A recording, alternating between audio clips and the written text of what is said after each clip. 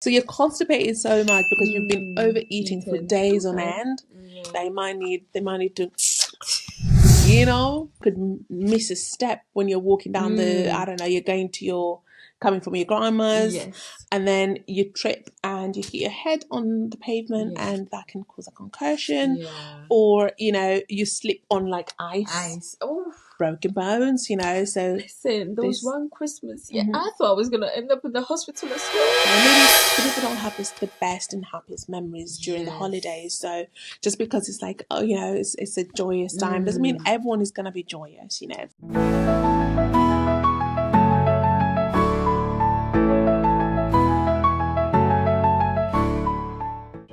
Hello and welcome to our day 7 of the Christmas special. Now, on today's episode, we're going to be talking about medical emergencies. Interesting. Yes, because, we both know that we get a lot of emergencies, even in pharmacies during the holiday season. That's right. So we're going to talk about some of the very common medical emergencies. Okay, ready? Yes. Perfect. So, just to start off the list, on sort of like what we have on the list. Yes. First one is actually alcohol and drug abuse or misuse. We both know that a lot of people, we've talked about overindulgence like during the festive season through and through, and that is not any exemption when it comes to alcohol. And I think people also tend to do a lot of like drug misuse as well, which can actually have its own repercussions and can be quite fatal. So that is like top of the list. There's normally a lot of alcohol and drug abuse or misuse during the holiday season. And if you or your loved one is going through something like that during the festive season, there is symptoms that you can watch out for. Some very common symptoms that you should maybe watch out for, and maybe get emergency services involved, or just seek sort of like help outside of sort of just putting them to bed, basically. So the very first one is confusion. So if someone is confused and they've had a bit too much to drink, or maybe they've been mixing drugs and things like that, you might want to get, the ambulance. You might want to call the ambulance. You might want to get the medical services involved. Another one is vomiting. So, vomiting is very common with, especially with alcohol indulgence. But if someone is vomiting, maybe just watch out for them. And how often they're vomiting. That's it. Sometimes like with hangover, yes, you can vomit maybe once or so, but if it's becoming excessive, and it's continuous like for days or like the whole day, that is something that would warrant like a check. Next one is slurred speech. So if they are having a bit of a slurred speech, get them some help. I've also got slowed breathing. So if you notice that maybe they've passed out and the breathing is very slowed, or maybe they're not even passed out, but they're just not 100% themselves, but they have slowed breathing, that warrants. I've also got blue tint on the skin. Normally a blue tint on the skin would be an indication of maybe not enough oxygen or something like that. So please get them the help that they need. Also, if they are having low body temperature, so they are shivering and they're cold and they're saying, how they're cold, that would warrant a check. The very last one I've got on here is if they're having seizures. So if someone is seizing, that is an indication that maybe something is happening with the central nervous system and they might need an extra check. So get them some help. And of course, if someone is unconscious, that's right. If they're unconscious, that is an indication of getting them some check, some extra check. So when it comes to alcohol and drug abuse, these are the common symptoms that maybe you need to watch out for. If not for yourself, if you're listening to this prior to the Christmas holidays, or your loved ones, and maybe they would be going through something like this, watch out for some of these symptoms. Next medical emergency I've got on my list is kitchen-related injuries. That's very common. That is common. Very common. If the kitchen is not really your, specialty, your forte. please stay away from Keep away from the kitchen. If it's not, if you literally you don't even know, what a knife, does. You don't know how to boil your egg. Some people, they don't know what side of the knife does what. So, listen, if that is not your place, best to stay away. I know some people wants to help out like during like the holiday season because it becomes overwhelming for the person that's like hosting. The main person. Yeah. Yes. So sometimes people want to give it like a hand to them. Like, give them some help and stuff. Yeah. If you're trying to help, by all means help. But be mindful. Yeah. Be mindful of like anything that you might not be aware of, and maybe something you might sort of step aside. Do that. So burns and just cuts, things like that. It's very common during the Christmas period. We don't want people coming into the farms with fingers in, toes. in bags of, or like, yeah. No, please. No, guys, let's avoid this. Please. Next one I've got on the list is allergic reactions. Yeah. So mostly it's if you have exposure to unfamiliar food. And this happens a lot in situations where, say, you've gone to a Christmas party or a Christmas meal and they've got different foods and you're like, oh, what is in that? And you try it.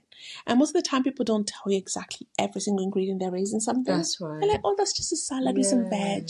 And, there's like, peanut sauce or there's like shellfish in there and you're allergic to that, and that can of course cause reaction. And sometimes it's not even like, sometimes some people will have so much going on that there'll be like cross-contamination of like food and stuff, and they'll be so certain that, oh no, I don't have this in there, but really during the process, it has been exactly. It's true.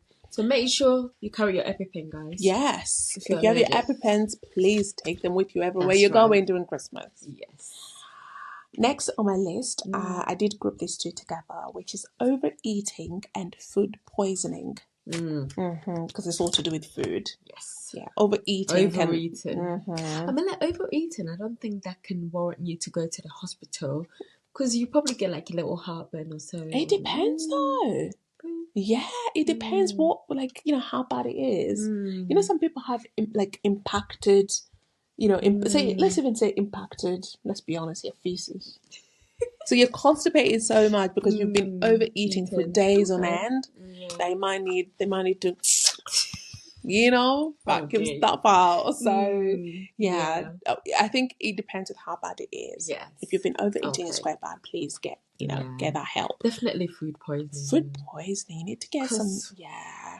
A lot goes on during these seasons. Honestly. Some people that cannot cook, some people that can cook, but then things happen. Literally, improper food handling is is so big on causing some food poisoning. So if you don't know what to do, you don't know what chopping boards, are for what. Some people, I don't know about you, but in my house, I tried to implement this thing where like there's like a chopping board for like meat, normal meat, for fish, for veggies, because what happens is sometimes maybe people don't even wash them, they just rinse them. They don't wash them? Like, let's say you're like, I've seen this. Like when someone is like cooking so many things and they're like, oh, I've just cut this, and then they just rinse it and then they just cut something else on it. Oh, I see. That can cause contamination, isn't it? Because if, let's say that the other thing you're cutting, you don't need to cook it, like a salad, and you've just put it on a board that had fish. No. You're definitely like causing some, Next on my list is sprains, broken bones, and concussions. That's key. That's even number one for literally. Because during these times, people are competitive. Yeah. It's not even just about the games here. Like, when you're playing the games, yes, you're in the festive period, but some people, as we said, the drink and stuff, and then, you lose a bit of conscience, and yes, it does worry. At least you could miss a step when you're walking down the, I don't know, you're going to your coming from your grandma's, and then you trip and you hit your head on the pavement, and that can cause a concussion, or you slip on like ice. Oh, broken bones, so listen, there was one Christmas, I thought I was gonna end up in the hospital as well. Really? It snowed so much, and usually what we normally do for Christmas when I was in this country, so we'll go to like different cousins. So one Christmas we'll spend at one cousin, the next Christmas we go to another cousin. So one other Christmas we went to one of my cousin's house, and it had snowed.